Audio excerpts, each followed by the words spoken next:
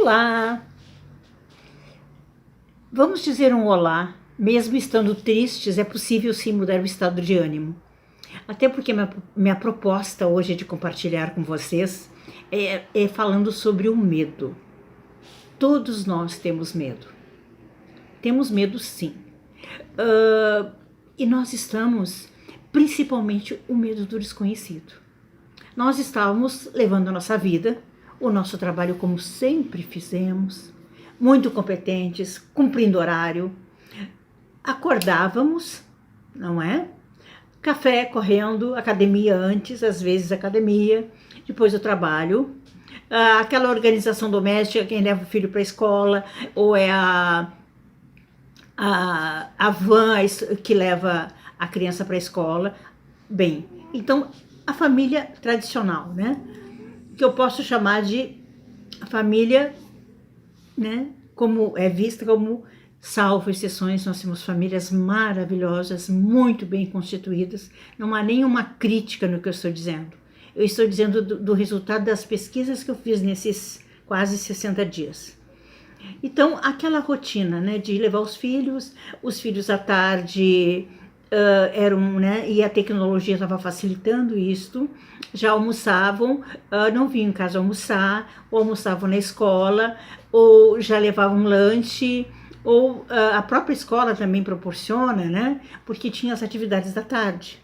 Então, essa criança vinha para casa no final do dia, cansada, exausta, porque ela tinha atividade, ou música, que é uma coisa muito interessante, inglês, ou balé, judô, natação, fora a atividade acadêmica da manhã. Então a criança passou a ter uma vida de adulto, com uma rotina diária de 8 horas. Eu trabalhei bastante tempo, quando eu estava em São Paulo, com a psicologia infantil, ou seja, a psicologia relacional dentro do contexto familiar. E realmente, né, se nós observarmos, talvez aqui não tanto, mas em São Paulo, em que os bebês já estão indo com 6 meses para a escolinha, eles acabam tendo uma vida de adulto. Eles já têm toda uma rotina e chegam em casa quando os pais chegam, saem quando os pais saem e chegam, mas é o mundo moderno, ok? É o mundo moderno. Só que aí, essa pandemia veio modificar esse processo. E nós estávamos tão arraigados, não é de uma geração, de 2, de 3, mas há quantas gerações, ou 3, efetivamente 3 gerações, né? Salvo exceções, as mulheres trabalham fora. E toda essa rotina passou a ser uma constância na vida das famílias, não é? E então era o que eu sabia fazer. Eu sempre fiz isso. Eu sempre, né? Não faltou nada. Mas toda a família tinha essa dificuldade de convivência. E as crianças já estavam o quê? Tendo até tendências ao autismo, que o autismo também se desenvolve, com o surgimento do computador, né, do celular. O celular é uma coisa extremamente atraente, lógico, que é ainda mais para os pequenininhos, mas compromete sim.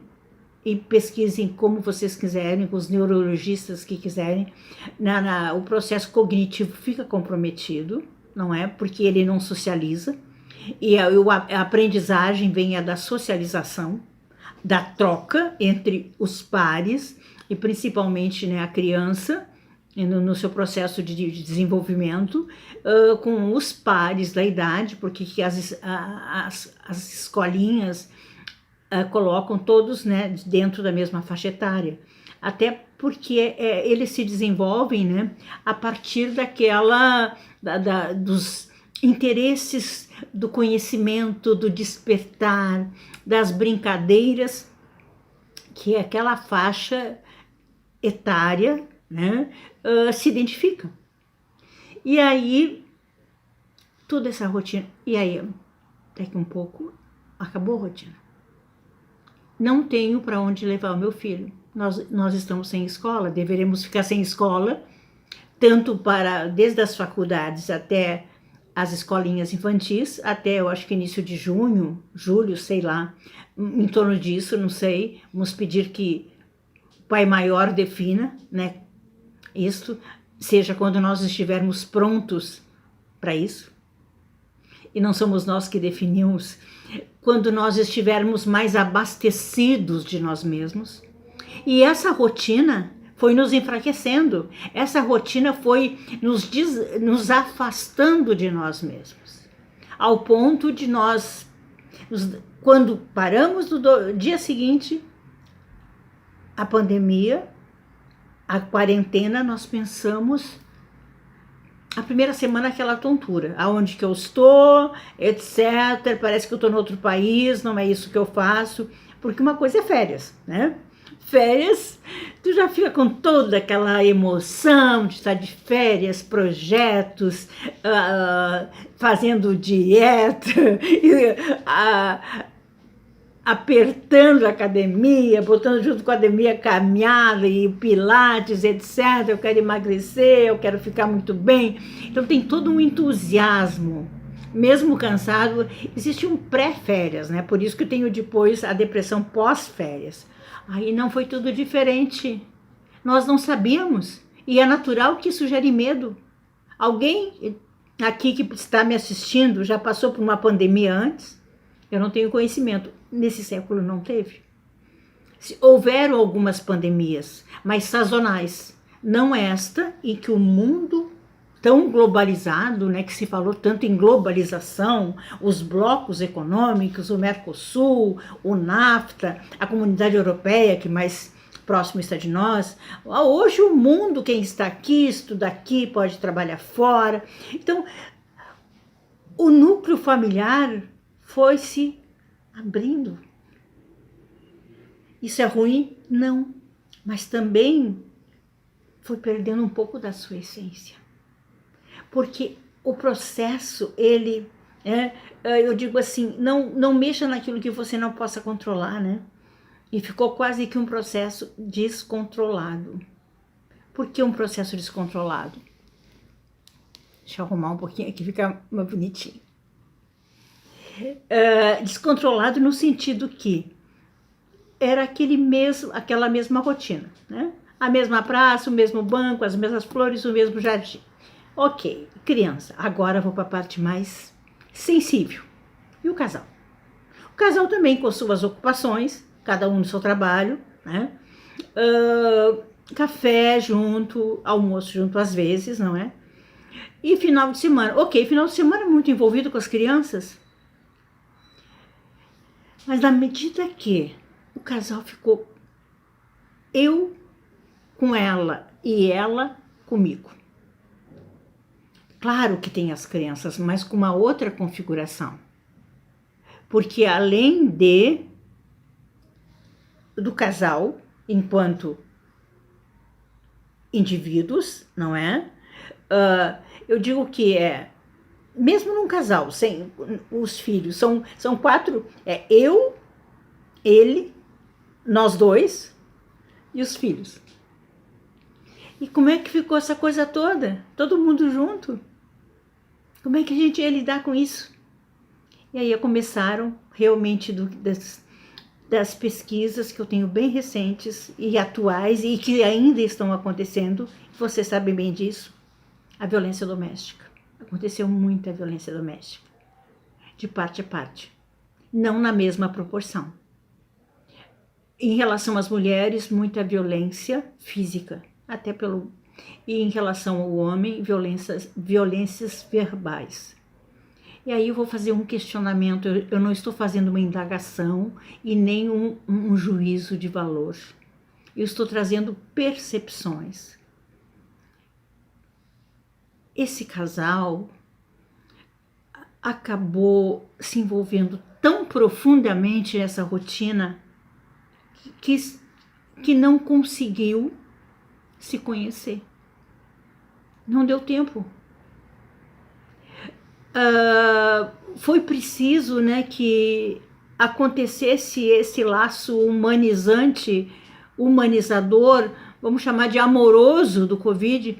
Parece até meio apoteótico, meio exótico, meio todos os óticos, mas esse vírus que está tirando a vida de tantas pessoas teve também uma finalidade, em tudo existe uma finalidade positiva, a aproximação das pessoas.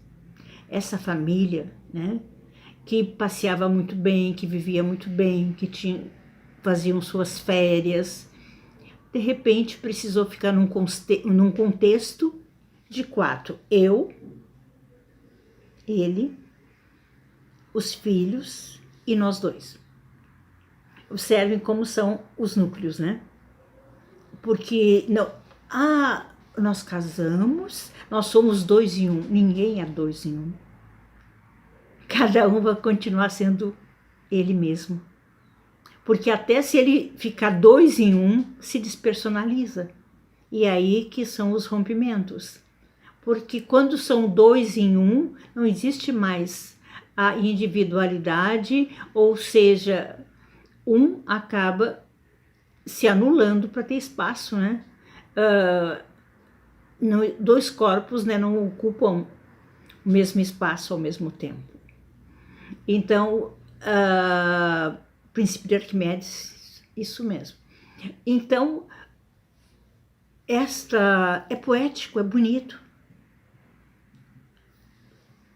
Ao casarem-se, lá, né, o sacerdote diz isso, as crenças limitantes, das quais nós temos valores, né? Temos crenças positivas, mas a maioria são crenças negativas.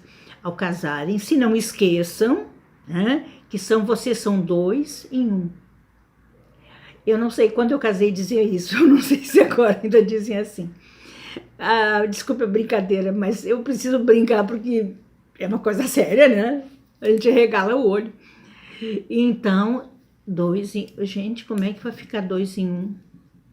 Um acaba cedendo, um acaba... deixar para lá. Aí os filhos, né? Aí os filhos, e nós temos que dar o modelo. Em síntese, essa família se atrapalhou. E essa família se desorganizou. E quando a gente se desorganiza, nós estamos vendo nas redes sociais pessoas assim que da nossa convivência, de repente, porque se escreve uma palavra lá que a pessoa interpreta de acordo, porque cada um interpreta de acordo com a sua história. Ninguém interpreta de acordo com a história do outro, até porque ele não conhece a história do outro. Cada um, quando eu digo, Jung que diz, né, quando alguém não gosta você não gosta de alguém, né, é uma grande oportunidade de você entender, é uma grande oportunidade de aprendizado para você compreender e perceber o que essa pessoa tem que lhe incomoda, significa que é seu. Caso não fosse seu, você não teria condições de identificar.